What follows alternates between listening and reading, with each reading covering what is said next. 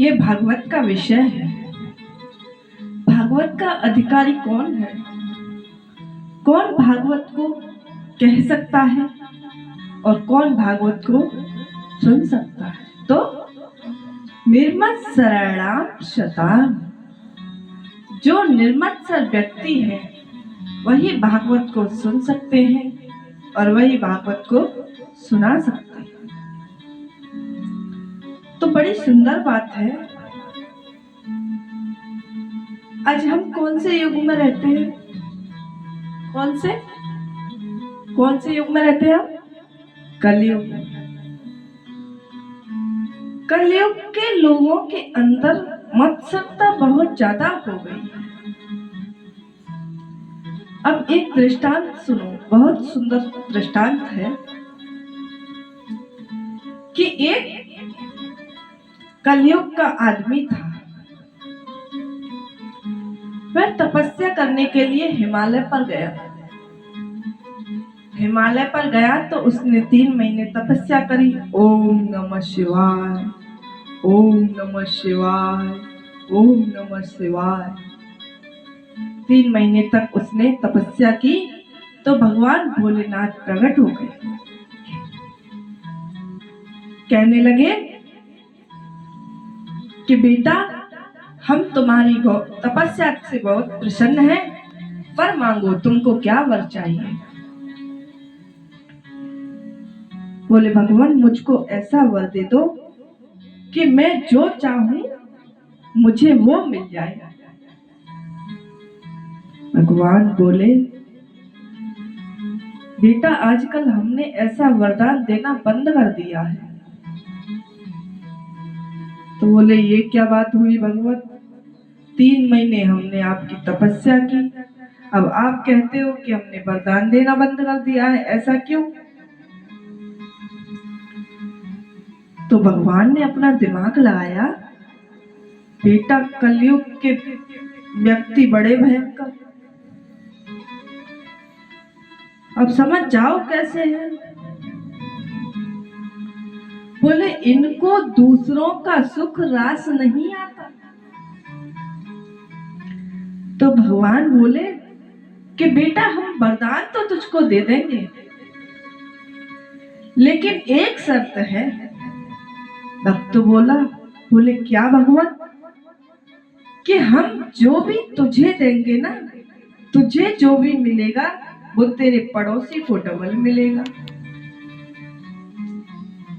बोला, हमने तपस्या की, हमने भजन किया और डबल हमारे पड़ोसी को मिलेगा? नहीं भगवान, ऐसा नहीं। बोले, देख लो, सोच लो। भगवान कहने लगे, वरदान चाहिए तो ठीक है, नहीं तो हम चले। भक्त बोला, चलो ठीक है, आप वरदान दे दो। तो भगवान ने कहा, तथास्तु, जाओ। अब गया और जाकर के कहने लगा कि हे भगवान, मेरा एक भव्य आलीशान घर बन जाए। अब इसका तो एक बना और पड़ोसी के तो देख करके जल गया। फिर कहने लगा कि हे भगवान, हमारा एक सुंदर स्त्री से विवाह हो जाए। अब इसके तो एक हुआ और उसके 2 हुए। इतनी सुंदर महाराज कि देखते ही पछाड़ मार जाए। देख करके और जल गया कि हमारा एक विवाह हुआ, इसके 2। अब कहने लगा, हे भगवान, हमें एक लग्जरी कार मिल जाए। अब इसको तो एक कार मिली, उसको 2। अब एक में खुद चलता है और एक में बीवी बैठकर चलती है। महाराज और जल गया। कहने लगा, मैं जो भी मांगता हूं इसको डबल मिल जाता है, कुछ करना चाहिए। आइडिया। क्या आइडिया सर जी? बोले क्या करूं क्या करूं? बोले हे भगवान, मेरी एक आंख फूट जाए। अब इसकी तो एक फूटी और उसकी दोनों फूट जाएंगी। बोले अब का क्या जाए? बोले हे भगवान, मेरे घर के मुख्य द्वार पर एक गड्ढा खुद जाए। सोचने लगा कि मेरे घर के द्वार पर तो एक गड्ढा खुदेगा और उसके घर के आगे दो दो गड्ढे खुद जाएंगे और निकलेगा और मर जाएगा। खत्म कहानी। ऐसे व्यक्तियों को भागवत सुनने का अधिकार नहीं है और ऐसे व्यक्तियों को भागवत कहने का भी अधिकार नहीं है।